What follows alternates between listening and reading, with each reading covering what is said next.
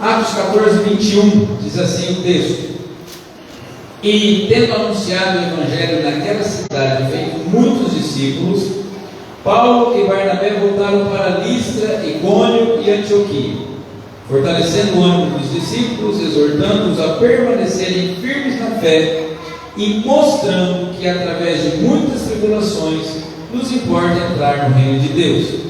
E promovendo-lhes em cada igreja a eleição de presbíteros, depois de orar com jejuns, os encomendaram ao Senhor em quem haviam crido. Atravessando a Pisídia, Paulo e Barnabé se dirigiram a Panfilha, e tendo anunciado a palavra em Perge, foram para Atália, e dali navegaram para Antioquia, onde tinham sido recomendados à graça de Deus para a obra que agora tinham terminado. Quando chegaram a Antioquia, reuniram a igreja e relataram tudo o que Deus havia feito com eles e como tinha aberto aos gentios a porta da fé, e permaneceram muito tempo com os discípulos. Senhor, mais uma vez nos achegamos a Ti, Pai. Precisamos de graça e misericórdia vindo da parte do Senhor, para que possamos ser, ó Deus, instruídos pela Tua palavra, para que o nosso coração seja, Senhor, trabalhado pelo Teu Espírito Santo, para que a nossa mente seja iluminada pelo poder desse mesmo Espírito, Pai, para que não sejamos meros espectadores daquilo que será ministrado agora pelo Senhor no nosso coração, mas que participemos, ó Deus, daquilo que Tu queres fazer conosco, para que sejamos moldados de acordo com a Tua vontade e para que sejamos movidos a colocar em prática tudo o que o Senhor nos instruir nessa noite, Pai. Precisamos do Senhor. Fala conosco, ajuda-nos, ó Deus, em nome de Jesus oramos. Amém. Irmãos, podem se assentar. Esse texto, ele nos relata aquilo que a gente chama do final da primeira viagem missionária do apóstolo Paulo, junto com Barnabé. Eles estão encerrando a viagem. Eles partem da cidade de Listra, onde o apóstolo Paulo tinha sido apedrejado. Eles ministram naquela cidade, porém alguns judeus chegam naquele lugar e eles incitam as multidões a rejeitarem o Evangelho, rejeitar a palavra de Deus, e Paulo então é perseguido a ponto de ser apedrejado naquela cidade. Nós vimos que alguns estudiosos acreditam que foi durante esta experiência de apedrejamento que Paulo tenha morrido mesmo fisicamente e ido ao terceiro céu, conforme ele relata numa de suas cartas, não é? E que Deus havia mostrado as coisas inefáveis a ele durante esse episódio, e depois o próprio Senhor o havia ressuscitado. O fato é que ele se levanta depois de ter sido apedrejado, entra na cidade, e dali de Listra eles caminham para Derbe. O autor do livro de Atos aqui, o evangelista Lucas, ele nos fala pouca coisa a respeito daquela cidade. Eu gostaria de andar com os irmãos hoje por esse texto, já fazendo a exposição e a aplicação ao mesmo tempo. Então nós vamos verso a verso, não é? Fazendo a exposição, entendendo cada parte do texto, já aplicando, tentar fazer de uma forma um pouco mais dinâmica nessa noite. Então peço que vocês estejam com a Bíblia aberta e prestem bastante atenção conforme vamos caminhando aqui. O texto diz que eles chegaram na cidade de Perge e anunciaram o Evangelho naquela cidade e fizeram muitos discípulos. A cidade de Perge era de Derbe, perdão. Eles estavam na cidade de Derbe ali logo depois de terem saído de Listra. E uma coisa interessante para nós nesse texto é que nessa cidade eles não encontram oposição.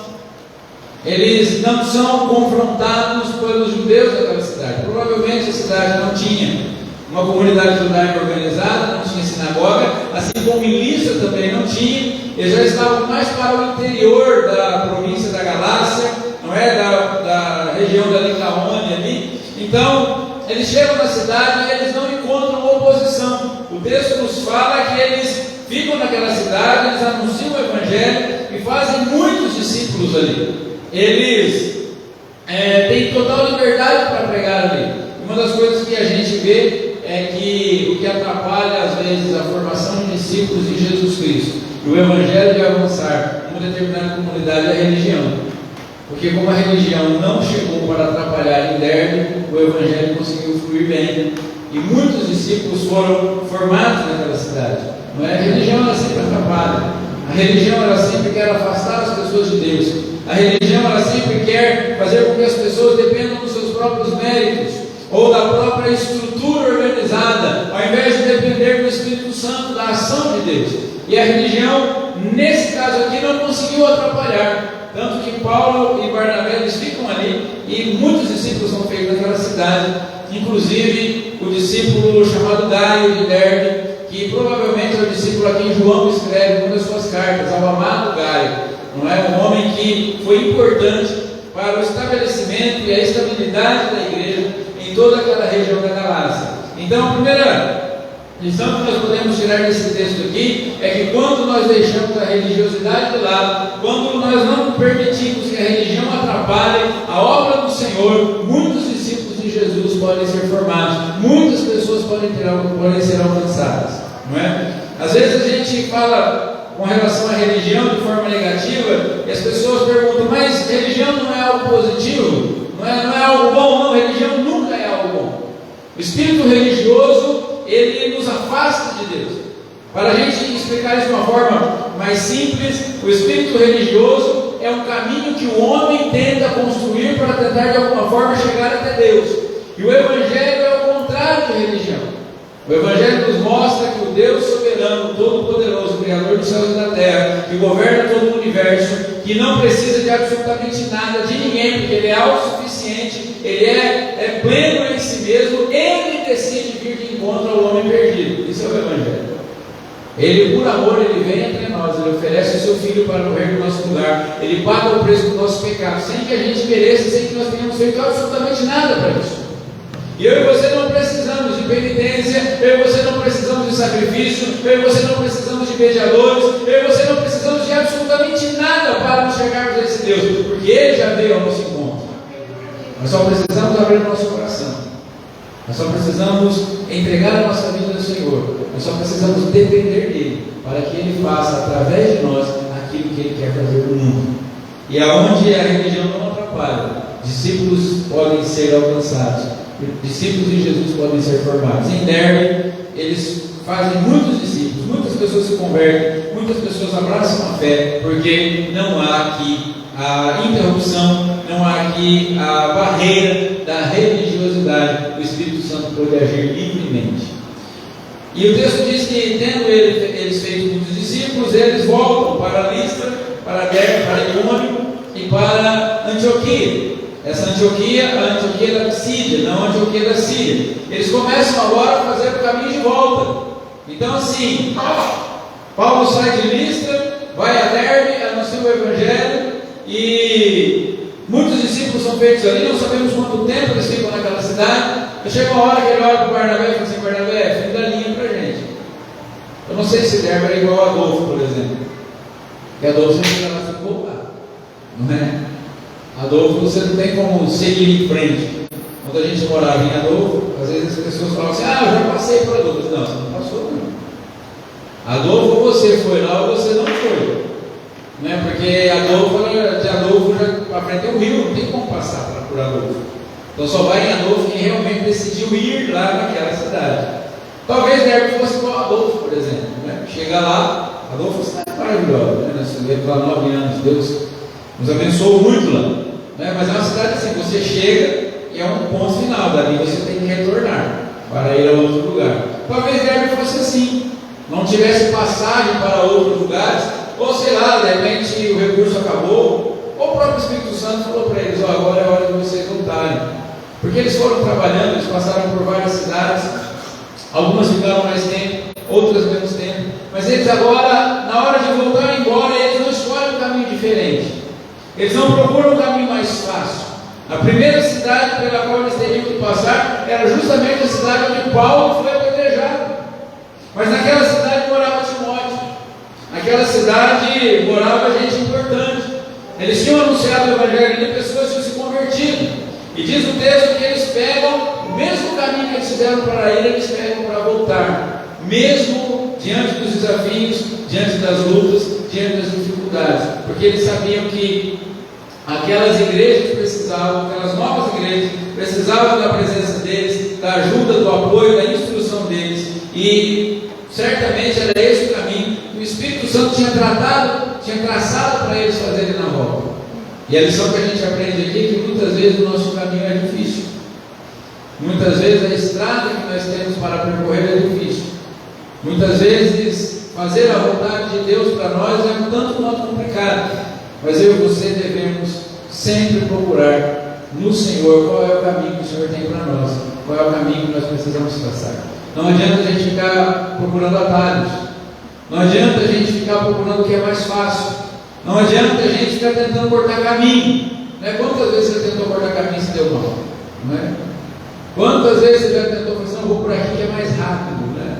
E aí não funciona, não é? Eles pegaram o caminho de volta, justamente o mesmo caminho que fizeram para ir, porque essa era a direção do Espírito Santo para eles, e essa era a necessidade para que aquela viagem que eles agora estavam encerrando pudesse ser bem sucedida, e é o que eles realmente fazem. Eles vão agora cidade por cidade, fazendo o caminho de volta. E o que eles fazem? Diz o verso 22. Eles estavam passando por aquelas cidades de volta, fortalecendo o ânimo dos discípulos, exortando-os a permanecerem firmes na fé e mostrando que através de muitas tribulações nos importa entrar no reino de Deus. Irmãos, a salvação é de graça. Eles passam por aquelas igrejas que eles haviam fundado e mostram para aquelas pessoas que ser salvo em Cristo Jesus é de graça, mas andar com Jesus tem um preço. Eles mostram que receber Cristo como Salvador, você não precisa mais oferecer nada para ter a graça de Deus, mas uma vez tendo sido alcançado pelo Evangelho, andar com Jesus custa tudo aquilo que a gente tem. E aqueles irmãos, eles precisavam de ânimo, porque eles estavam num ambiente pagão, eles eram todos novos convertidos, eles tinham abraçado a fé há pouco tempo, e eles, às vezes, talvez, pudessem ser arrebatados pelo desânimo e desistirem de estar firmes na fé. Mas o apóstolo Paulo e também Barnabé, eles vão conversando com aquelas pessoas, eles vão exortando. Exortar significa insistir, significa admoestar, significa pregar, significa falar para essas pessoas de forma enérgica que elas não poderiam desanimar, que eles não poderiam deixar com que o desânimo tomasse conta dos corações. E essa exortação é a exortação que trazia ânimo. E essa exortação que trazia ânimo era a exortação que fazia com que eles devessem permanecer firmes na fé. E é importante nós notarmos aqui nesse verso que os apóstolos, eles mostravam que através de tribulações que se entra no reino de Deus. Entrar no reino de Deus é um caminho de tribulação. Caminhar por esse mundo até que entremos na glória, até que o Senhor Jesus venha nos buscar, é uma vida de dificuldade. Jesus nunca nos enganou. Jesus nunca falou assim: vocês vêm a mim, e quando vocês estiverem comigo, tudo vai dar certo, nada vai ser difícil, tudo vai ser fácil. A gente não encontra esse versículo na Bíblia em lugar nenhum. Quando Jesus fala: vinde a mim vocês que estão cansados e sobrecarregados, que eu vos aliviarei, ele está falando do pecado. Tomem sobre vós o meu jugo e aprendam de mim, que sou manso e humilde de coração, e vocês encontrarão descanso para as vossas almas. Não é descanso para o vosso corpo, não é descanso para os nossos relacionamentos. Às vezes nós achamos que Jesus morreu por causa dos nossos problemas. Às vezes nós achamos que Jesus morreu por causa da nossa canseira. E a gente quer encontrar conforto e consolo e facilidade nesse mundo. Mas isso não é parte do Evangelho. O Evangelho não é assim. E os apóstolos, eles não apenas falavam sobre isso, eles mostravam. Falar uma coisa, mostrar a outra bem diferente. Os nossos filhos não aprendem a escovar os dentes porque a gente manda eles escovar os dentes. Os nossos filhos aprendem a escovar os dentes ao nos verem escovando os dentes. O filho aprende a trabalhar quando vê o pai trabalhando. A filha aprende a cuidar bem da casa quando vê a mãe cuidando. Não é? Ou numa casa como os nossos dias, que os dois trabalham fora, então quando toda a família compartilha também dos casa, porque todos saem para trabalhar, é assim que eles aprendem. E a maneira de Paulo e Barnabé ensinar aqueles irmãos a permanecerem firmes na fé foi mostrar com a própria vida. O apóstolo Paulo já deveria ter cicatrizes de açoites, de pedradas que ele levou pouco tempo antes, não é? E talvez os hematomas do apóstolo Paulo fossem o exemplo que aquelas pessoas podiam ver como forma de entenderem que é através de muitas tribulações, não são poucas as tribulações, não são algumas tribulações, não é uma tribulação que vem de vez em quando, mas as tribulações são muitas. E os apóstolos estavam mostrando isso. E eu e você aprendemos também com esse verso que é possível que nós desanimemos no caminho da fé. É possível que em alguns momentos a gente queira desanimar, que a gente queira desistir. Talvez você é novo, convertido, está começando o caminho na fé e às vezes você pensa em desanimar, pensa em desistir. Tem o cansaço do trabalho, tem a correria do dia a dia, tem o desânimo espiritual, tem a falta de maturidade às vezes que vai nos atrapalhando. Mas é preciso que nós estejamos juntos. É preciso, como aqueles discípulos, novos discípulos ali naquela região, aprenderam com o apóstolo Paulo, através do exemplo deles, a permanecer firme na fé. É preciso que nós também procuremos estar com pessoas maduras, pessoas que já passaram por mais dificuldades do que nós, que possam nos mostrar como é que se atravessa esse tipo de luta. Eu e você não podemos ficar isolados, não podemos ficar distantes, não podemos ficar à parte da comunidade de fé, achando que isso é suficiente para andar com Deus. Alguém já comparou a igreja com uma arca de Noé? A arca de Noé tinha animal de tudo quanto é jeito lá dentro. Tinha animal de tudo quanto é tipo dentro da arca, mas dentro da arca era para tipificar, saísse lá morrer. Não é? Comunidade de fé é assim, né? Comunidade de fé tem gente de tudo quanto é jeito. Tem uns que pensam de uma forma, tem outros que pensam de outra, tem gente que é mais extrovertida, tem gente que é mais introvertida, mas o lugar onde nós nos fortalecemos na fé é dentro da igreja, é na comunidade de fé. Esse movimento que nós estamos vendo acontecer aí na nossa nação e no mundo todo, movimentos desigrejados, isso é coisa do diabo, isso é coisa maligna, é coisa inventada no inferno para tirar as pessoas da presença de Deus e matar essas pessoas espiritualmente, e muitos têm morrido. Muitos têm perecido, porque têm tentado viver o Evangelho de uma forma mais light, de uma forma mais fácil, de uma forma individualizada.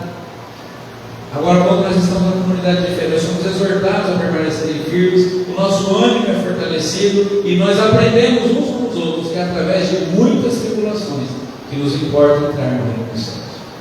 Irmãos, para nós não deve fazer diferença se nós vamos enxergar no final mutilados, cansados, feridos, machucados, mancos. O importante é que estaremos diante do Senhor e ouviremos dele: vinde benditos do meu Pai, para o reino que nos está preparado desde a fundação do mundo. Se eu vou chegar cansado, eu não sei, o importante é chegar. Se nós vamos chegar machucados, feridos, mutilados, não importa, o importante é chegar. Não adianta a gente achar que servir a Jesus vai ser um passeio por esse mundo, não, é uma peregrinação no deserto. E nós precisamos aprender isso, e precisamos demonstrar isso. Aqueles que estão mais maduros na fé devem exortar os mais jovens: olha, é difícil mesmo, mas confio no Senhor. Eu já caminhei há algum tempo, já passei bastante coisa, mas eu sei que eu preciso continuar firme e eu posso te ajudar. E aquele que está mais jovem fala assim: olha, eu estou querendo desanimar, me ajuda aqui, ora comigo, não é? Vamos discipulando uns aos outros para que possamos chegar todos juntos. Verso 23 diz que eles, nesse trabalho, eles também promoveram em cada igreja a eleição de presbíteros, e depois de orar com jejuns, os encomendaram ao Senhor, em quem haviam crido. Então, eles passam por aquelas igrejas, fortalecendo o ânimo, exortando os irmãos a permanecerem firmes, demonstrando que neles também havia o sofrimento por causa da causa de Cristo. Eles estavam dizendo: não estamos aqui impondo algo que vocês têm que fazer que nós não fazemos, nós também participamos desse sofrimento. E agora eles vão promovendo a maturidade da igreja. Aquelas igrejas, elas precisavam ser maduras, eles precisavam de líderes. Quem escolheram? Igrejas novas, pessoas novas convertidas, gente que nunca tinha ouvido falar de Jesus, estavam começando na fé agora, não tinha faculdade teológica, não tinha livros de teologia, não tinha teologia sistemática para aqueles homens dele, não dava tempo de fazer seminário, mas era preciso estabelecer líderes naqueles lugares. Então eles oram, eles jejuam e eles escolhem, fazem uma eleição. Olha, dentro da comunidade, gente, quem vocês acham que deve ser o líder de vocês aqui? E é uma eleição, eram presbiterianos, pessoal, não é? Fazia-se uma eleição, e eles oravam, encomendavam aquelas pessoas ao Senhor, e partiam e deixavam aquela igreja por conta agora da ação do Espírito Santo e dessa liderança estabelecida. Porque é preciso que as comunidades amadureçam, é preciso que as comunidades sejam autônomas. Nós falamos há algum tempo atrás aqui sobre autonomia espiritual. Os cristãos precisam amadurecer a ponto de que todos nós estejamos dispostos a ajudar uns aos outros, porém, todos nós estejamos dispostos também a sermos responsáveis por nós mesmos. Aquelas comunidades jovens agora teriam que ser responsáveis por si mesmos. Eles estariam agora com a responsabilidade de evangelizar, de discipular, de batizar, de formar líderes, de crescer, de expandir o reino de Deus por toda aquela região da galáxia. Eles precisavam fazer isso, e nós aprendemos com essa passagem aqui que eu e você também precisamos buscar maturidade na fé. Como é que a gente busca maturidade? Com oração e jejum. Às vezes a gente já está há muito tempo servindo ao Senhor, mas ainda não amadurecemos. O apóstolo Paulo escreve aos Coríntios: fala, vocês são carnais, vocês são crianças na fé, vocês são infantis, vocês se deixam levar por todas as coisas. O diabo não faz nem esforço para tirar vocês da presença de Deus. Qualquer pecadinho vocês já caem. Qualquer oferta que o mundo faz, vocês já viram as costas para o Senhor. Esses próprios Gálatas aqui, Paulo escreve futuramente para eles uma carta dizendo: vocês são insensatos, vocês são carnais, vocês começaram bem, começaram pela fé, e de repente agora vocês estão querendo debandear para servir a Deus através de obras, e não é assim. E o apóstolo Paulo fala assim: quem os enfeitiçou? Quem enganou vocês? Quem iludiu vocês a ponto de vocês abandonarem a fé? E Paulo fala assim: vocês começaram tão bem, vocês abraçaram o Evangelho, vocês me amaram no tempo que eu tive aí, que se fosse possível, vocês teriam tirado os próprios olhos e me dado. Talvez por causa daquela enfermidade que Paulo tinha adquirido nos olhos, com a febre, com a malária que ele pega e perde na confia. Mas nós precisamos, irmãos, buscar cada dia mais amadurecimento espiritual, buscar cada vez mais estar mais perto do Senhor, conhecer melhor a Deus, conhecer melhor a palavra de Deus, estar fundamentados na fé, amarmos ao Senhor de todo o nosso coração. Irmãos, o diabo precisa ter um pouco mais de trabalho para derrubar a gente, porque o diabo está derrubando a gente muito fácil, não está dando graça. Sabe, a gente vê aí algumas situações em que crentes estão sendo iludidos muito facilmente por Satanás. Dá a impressão que ele não está tendo trabalho nenhum. Não é? Porque quando dá trabalho, quando ele tem que lutar muito para derrubar um cristão, a gente olha e fala: puxa vida, o diabo investiu pra caramba na vida dele. Mas a gente está vendo que os crentes estão caindo muito fácil. Falta de maturidade, falta de conhecimento, falta de lastro, falta de musculatura espiritual. Nós precisamos crescer, nós precisamos amadurecer, nós precisamos nos fortalecer no Senhor. E aqueles irmãos, eles são desafiados à maturidade. E nós precisamos assim. Aí eles atravessam a Pisídia, nós estamos aí no verso 24, não é?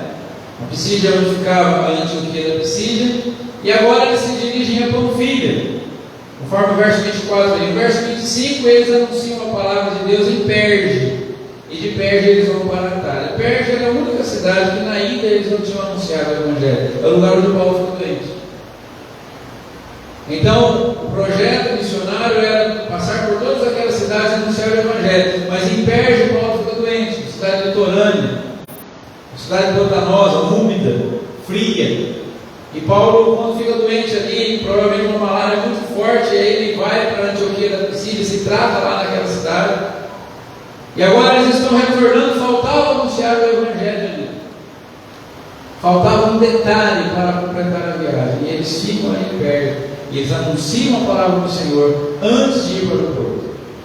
Aquela cidade talvez fosse a cereja do bolo, fosse o detalhe que faltava, fosse o algo a mais que eles precisariam fazer, porque sem evangelizar aquela cidade, a viagem estaria incompleta, a obra não estaria sendo plenamente realizada, e eles anunciam o evangelho naquela cidade ali, antes de ir para o porto de Atalha, para voltar para Antioquia. O que a gente aprende com esse texto aqui é que é preciso a gente estar atento aos detalhes e não deixar nada para trás sem fazer. Porque muitas vezes a gente quer fazer as coisas correndo e não presta atenção nos detalhes, e detalhes são importantes. Quando a gente vai estudar sobre motivação, sobre a questão do empreendedorismo, sobre a questão do desempenho profissional, que a gente aprende o seguinte: do primeiro para o segundo lugar, às vezes a diferença é milímetros. Há casos, por exemplo, de corridas de automóveis que só tirando uma foto para poder saber quem ganhou. Só que a diferença do prêmio do primeiro para o segundo é bastante grande. A diferença do prêmio daquele que chegou em primeiro, que chegou em segundo, ainda que seja 1/1000 de segundo. É bem grande. E todo mundo lembra de quem ganhou. Dificilmente lembra de quem chegou em segundo. E às vezes nós precisamos estar mais atentos aos detalhes, a coisas importantes na nossa vida. No casamento eu preciso estar atento a detalhes. Na vida profissional eu preciso estar atento a detalhes. Na vida social eu preciso estar atento a detalhes. Na vida de fé, na vida espiritual eu preciso estar atento a detalhes. Porque às vezes são coisas que nós achamos que isso aqui não tem problema, deixa para outra hora. Outro dia eu faço, ler a Bíblia, deixa para amanhã. Orar, jejuar, isso eu faço outra hora, faço outro dia. Cuidar bem do marido, cuidar bem da esposa, cuidar bem dos filhos, honrar os pais. Isso é coisa que não tem tanta importância. Só que esses detalhes que são negligenciados vão nos afastando do Senhor, vão deixando a nossa vida incompleta, vão nos afastando uns dos outros. E num determinado momento a gente está tão longe do propósito que Deus traçou para nós, ou do sonho que nós tínhamos idealizado, da carreira que nós queríamos construir, que a gente não sabe por quê. Quando o Senhor escreve a carta à igreja de Éfeso, Jesus fala disso. Jesus fala assim: olha, vocês rejeitaram os falsos apóstolos, vocês são firmes na doutrina, vocês têm uma conduta exemplar naquilo que vocês fazem. Aquela igreja não tinha problema com o pecado, aquela igreja não tinha problema com a doutrina de Balaão, aquela igreja não tinha problema com a imoralidade, aquela igreja não era uma igreja apóstata. Mas Jesus falou assim: mas eu tenho contra de alguma coisa. Vocês se esqueceram do primeiro amor. Foi o detalhe que foi deixando. Os olhos de vocês já não brilham mais. Vocês já não têm alegria mais. E aí o Senhor faz uma advertência para aquela igreja e diz assim: lembrem-se, quando foi que vocês caíram? Lembrem-se de onde vocês caíram, voltem. E comecem de novo, zera tudo, voltem às práticas das primeiras obras. Porque se vocês não fizerem isso, eu vou tirar o castiçal de vocês. Vocês deixarão de ser igreja. Vocês não podem continuar dessa forma. Mas é só um detalhe que está faltando. É só o primeiro amor. A gente tem tanta coisa boa. O próprio Senhor Jesus falou assim: vocês odeiam a obra dos nicolaítas, que eu também odeio. É bom a gente odiar o que Deus odeia e amar o que Deus ama. Mas é importante que nós estejamos atentos também a esse detalhe. No caso de Éfeso, o primeiro amor. No caso da nossa vida, pode ser uma outra coisa. Que detalhe está faltando? Na viagem de Paulo e Barnabé faltava um detalhe: tinha uma cidade que tinha ficado para trás. De repente o Paulo falou assim: rapaz, eu vou passar correndo para essa cidade, porque eu fiquei doente, aí vai que eu pego esse negócio de novo. Talvez não tinha vacina. E vai que eu vou pegar esse negócio outra vez. Mas eles entenderam que para a viagem estar completa, aquela cidade não precisaria ainda ouvir o Evangelho, ouvir a palavra de Deus. Então, irmãos, eu e você precisamos olhar para dentro do nosso coração e pedir a revelação do Espírito Santo em que nós estamos deixando escapar. Aquela cerejinha do bolo, aquele algo a mais, para que fique tudo perfeito. Como dizia o professor antigo da televisão, para tirar um 10. O que está faltando? Ah, pastor, mas a gente não é perfeito, a gente não tem que ser perfeito. Sim, nós não somos perfeitos, jamais seremos. Mas devemos buscar a perfeição. Alguém já disse assim, que na vida a gente precisa mirar o sol. Se a gente errar, pelo menos umas 10 estrelas a gente derruba, né?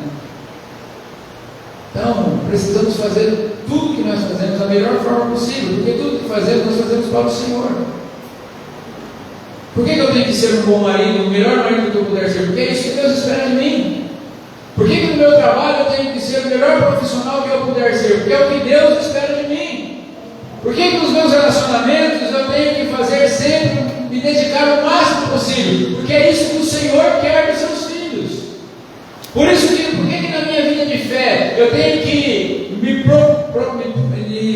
especializar, me preocupar, essa era a palavra que eu estava tentando achar aqui, em conhecer cada vez mais o Senhor, conhecer cada vez melhor a sua palavra, servir cada vez melhor ao Senhor, juntamente com a igreja, com a comunidade de fé que eu pertenço, porque é isso que o Senhor espera de nós. Irmãos, mediocridade não tem a ver com o reino de Deus. Deus jamais vai bater palma para a gente medíocre. Deus jamais vai concordar com a mediocridade. Ah, eu estou na média, eu não sou o pior, mas também não sou o melhor, então eu vou ficando na média. Mas na média não é coisa de Deus, não. Deus nos chamou para viver uma vida de excelência. Então, meu serviço é varrer chão, então ninguém vai varrer chão melhor do que eu. Meu serviço é ser engenheiro da NASA, ninguém vai ser engenheiro da NASA melhor do que eu.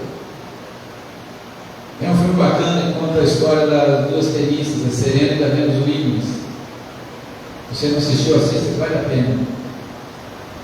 E quando elas estavam ainda adolescentes, conseguiram o primeiro treinador. O treinador chega para uma delas e fala assim: o que você espera desse esporte?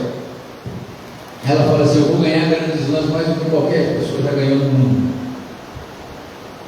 E aí o treinador fala para o outro assim: você quer jogar igual a quem? Eu disse: na verdade eu quero que as pessoas desejem jogar igual a mim. As pessoas que vão querer jogar igual a mim. É esse tipo de mentalidade que faz parte do verdadeiro Filho de Deus. Deus nos chamou para a excelência, amém? Vamos parar de ficar largando coisa para trás. Ah, isso aí eu faço depois, eu faço amanhã. Ah, isso aí vamos levando a si mesmo. Cuidado, cuidado com a procrastinação. Cuidado com a mediocridade.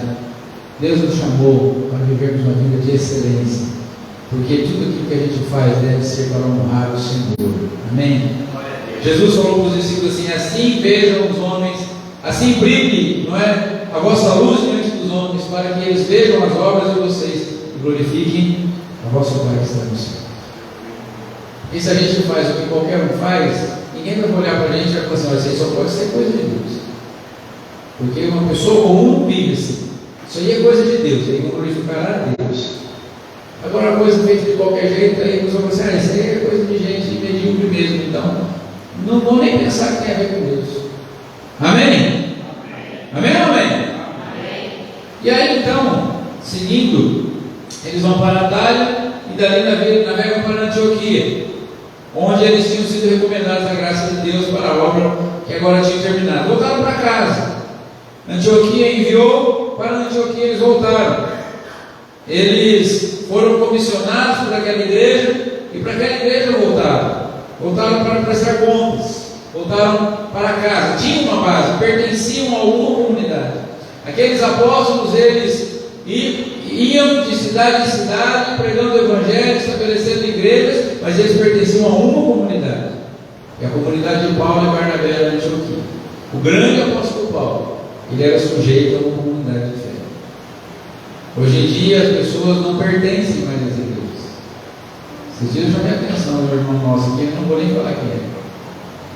Nós estávamos no ambiente, ele conversando lá com todo mundo: olha, esse aqui é o pastor da igreja que eu vou. Eu falei assim: como é que é?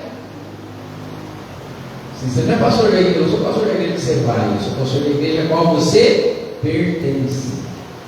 Irmão, nós precisamos pertencer a uma comunidade. Paulo e Barnabé pertenciam à igreja de Antioquia, a primeira igreja presbiteriana renovada de Antioquia, a igreja de Paulo e Barnabé. E eles voltaram para casa, porque eles pertenciam a um lugar.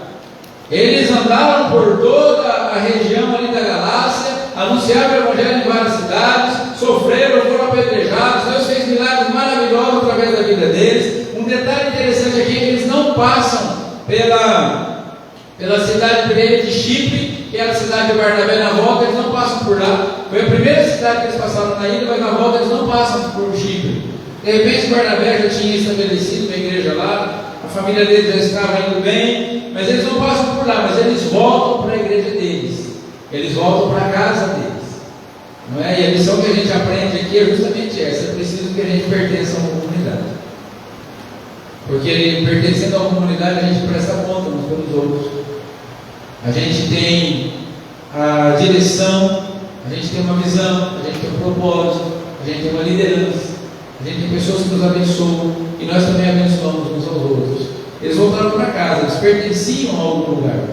A qual igreja você pertence? Ou será que você está só indo? Porque hoje é muito comum a gente ouvir: eu vou na igreja tal, eu vou na igreja tal, eu estou indo lá, eu estou indo lá, não sei aonde. Porque assim, frequentar, você frequenta restaurantes, lanchonete, pizzaria, clube, não é? Cinema, teatro. Mas a igreja a gente não vai, a igreja nós pertencemos. Amém? Amém ou não? Então vamos mudar o vocabulário. Pastor, mas é só uma palavra, você está sendo chato. Não. É uma palavra que tem muito significado. Dizer assim: eu pertenço a essa comunidade, sou membro dessa igreja. Se você fala mal dessa igreja, está falando mal de mim. Porque eu sou dessa igreja aqui. Eu pertenço a esse grupo aqui, nós somos um corpo. E o que dói em um, dói em mim também. O que dói em mim, dói no meu irmão. Porque nós pertencemos a esse ambiente. Paulo e Barnabé pertenciam àquela igreja. E eles voltam para lá. E quando chegam a Antioquia, toda a igreja se reúne, não é? Alguém tira uma foto lá e posta no grupo da igreja batizada. Paulo e Barnabé voltaram. Eles vão relatar. O que eles relatam? Eles relataram tudo o que Deus havia feito com eles e como tinha aberto aos gentios a porta da fé. Eles não chegaram contando vantagem, eles não chegaram falando de como eles eram bons, como eles eram importantes, que grandes coisas eles tinham feito naquela viagem missionária, mas eles chegam dizendo assim: olha quanta coisa Deus fez. Glória a Deus, para nossa internet. É interessante e muito bonito ver isso aqui, dar o crédito sempre ao Senhor. Hoje em dia a gente vê muitas vezes a gente querendo crédito para nós mesmos, a gente querendo ser ovacionado, ser reconhecido, ser elogiado por aquilo que a gente faz, por aquilo que a gente realiza. Mas esses dois apóstolos, eles chegam, a igreja se reúne e eles começam a contar: gente, olha, Deus fez tanta coisa. Nós chegamos lá em Chipre, o procônsul Sérgio Paulo queria se converter, mas aí o Bar Jesus não queria deixar ele se converter, e aí a gente fez uma oração, o homem ficou cego, muita gente creu no Senhor naquela cidade. Aí depois a gente foi para Perge, Paulo fica doente, mas aí a gente vai para Antioquia da Psídia, lá o Senhor cuida dele, e a gente vai anunciando o Evangelho naquela cidade, e depois a gente vai para Icônio, de Icônio a gente vai para Listra, lá em Listra o pessoal acha que a gente é Deus, e aí a gente tem pregar para aquelas pessoas, mas aí o pessoal que estava agindo contra nós e querendo afastar as pessoas da fé, eles vêm, eles fazem um tumulto na cidade, Paulo é apedrejado, Deus ressuscita Paulo, e aí depois a gente prega em Perge, fizemos um caminho interno, fizemos um caminho de volta, a cidade tinha ficado para trás, nós também evangelizamos. Deus fez grandes coisas através do nosso ministério e abriu aos gentios a porta da fé. Gente que não foi escolhida por Deus, gente que não tinha sido incluída na promessa de Abraão, gente que não fazia parte da comunidade de Israel, agora estão abrindo, tendo abertas as portas da fé, e estão conhecendo Jesus como Salvador. Aleluia. E a lição que fica para mim e para você é que todo o mérito, toda a glória tem que ser dada sempre ao Senhor. Sempre ao Senhor. Se tem alguma coisa boa em nós, se nós fazemos alguma coisa interessante, a glória precisa vir do Senhor. Porque quando a gente tenta usurpar a glória de Deus, duas coisas podem acontecer. Primeiro, nós nos tornarmos soberbos, achar que a gente é mais importante do que realmente é. E a segunda coisa é a gente se decepcionar, porque nem sempre as pessoas reconhecem aquilo que a gente faz. Às vezes a gente está trabalhando, está se esforçando, está se dedicando, está dando o máximo e ninguém vê, ninguém percebe. E aí as pessoas não reconhecem o que a gente faz, a gente fica naquela tristeza, né? Puxa vida, eu faço tanto, ninguém me elogia, ninguém me agradece, ninguém reconhece, ninguém vem falar comigo e fala assim: olha, puxa vida, que legal que você fez. Não é? E aí a gente fica naquela luta, naquela tribulação. Por quê? Porque a gente está fazendo o que está fazendo para buscar reconhecimento humano, buscar elogio das pessoas. Mas quando nós fazemos para o Senhor, se as pessoas derem glória a Deus, amém. Se não derem glória a Deus, é problema delas. A gente não faz para a nossa própria glória, a gente não faz para o nosso próprio reconhecimento, nós fazemos para glorificar o Senhor. E os apóstolos tinham essa consciência, e eles chegaram contando que Deus havia feito. Eles não tinham feito nada, e de fato nós não fazemos nada. Se tem alguma coisa boa em nós, isso é mérito, é graça, e vem do Senhor. E o texto termina falando que ficaram um tempo ali com os discípulos, um tempo para descanso, um tempo para refazer as forças. Tiraram aí um tempo sabático, não é? A viagem, os estudiosos acreditam que durou entre 2 e 3 anos. Imagina uma viagem de 2 e 3 anos, onde não tem ônibus, não tem carro, não tem celular, não tem internet, não tinha hotel, não tinha restaurante. Onde os apóstolos Paulo havia dia que tinha que comer, havia dia que não tinha. Né? Ele sabia passar necessidade, não sabia ter abundância. Ele escreveu nos Filipenses: você aprendia a me contentar em toda e qualquer situação. 2 a 3 anos, mais ou menos, ida e volta. Não foi um retiro de final de semana, foi muito tempo. E aí eles tiram um tempo para estar ali, descansar, refazer as forças, serem ministrados pelo Senhor. E a lição que fica para a gente nesse último versículo é isso. Nós precisamos refazer as forças às vezes. Às vezes é preciso ter um tempo de descanso. Nós não somos adventistas do 7º dia, mas nós sabemos que todos nós precisamos descansar. Isso foi Deus que instituiu. É preciso tirar um tempo para descansar. Vou tirar um tempo para descansar, então, pastor, precisa ser restinho de ano. Não vou mais trabalhar, vou ficar com o patrão amanhã, não vou mais não, estou cansado. Né? Tem um conhecido nosso, bem conhecido nosso, foi para a escola, no primeiro dia de aula, ele entrou todo feliz para a escola. Foi na classe, todo animado, no meio da aula, ele falou para o professor assim: agora eu vou embora porque estou cansado. Aí o professor falou assim: aqui não é assim não, rapaz. Você vai ficar aqui até o final da aula. Não é desse jeito que você está pensando. Mas é preciso descansar. É preciso refazer as forças. Talvez hoje seja o dia de você falar assim: Senhor, eu quero descanso, estou cansado. Estou cansado espiritualmente, estou emocionalmente cansado. O Senhor é aquele que nos dá a oportunidade de refrigério, de descanso, de renovar as nossas forças. O profeta Isaías escreveu dizendo assim: vocês não sabem que o Senhor, o Eterno, não se cansa nem se fatiga? Porque até os jovens se cansam e de cansados caem, mas aqueles que esperam no Senhor renovam suas forças.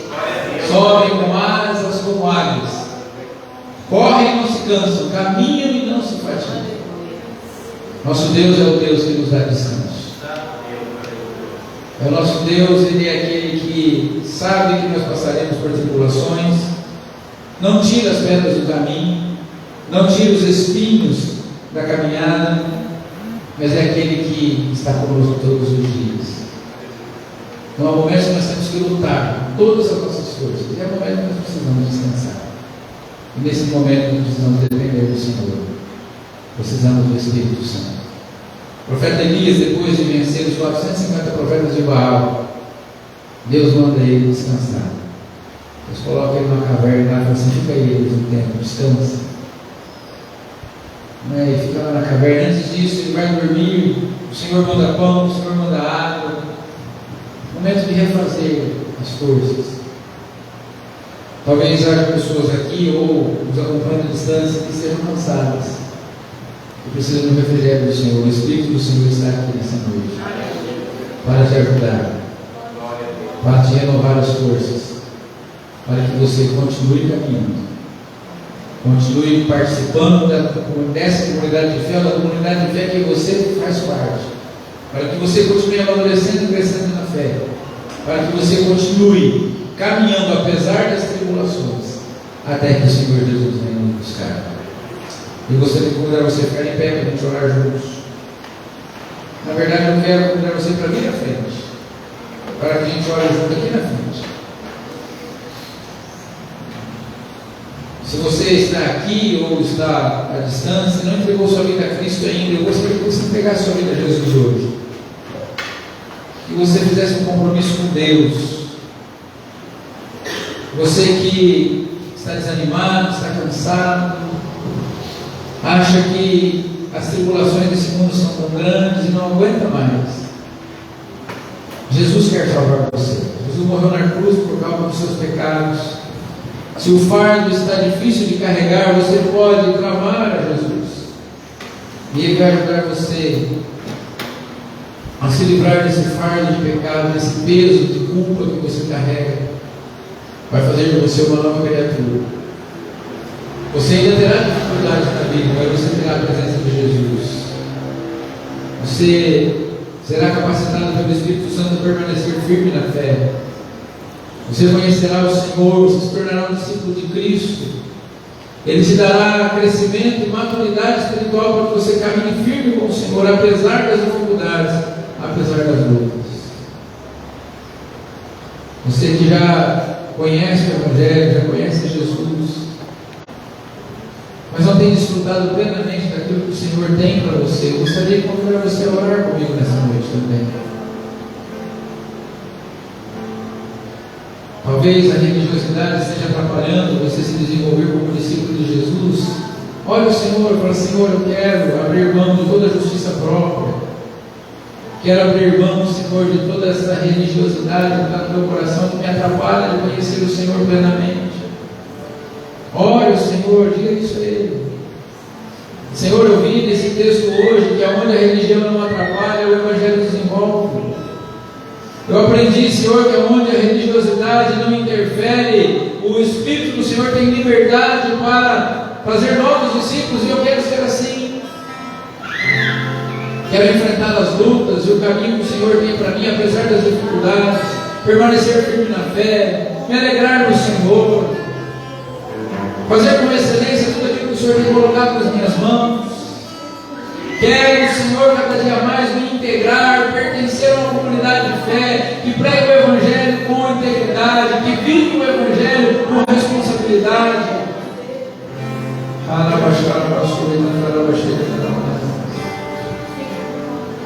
Ah, Senhor, eu quero que tudo aquilo que eu fizer glorifique o nome do Senhor, que ao Senhor seja dado toda a glória.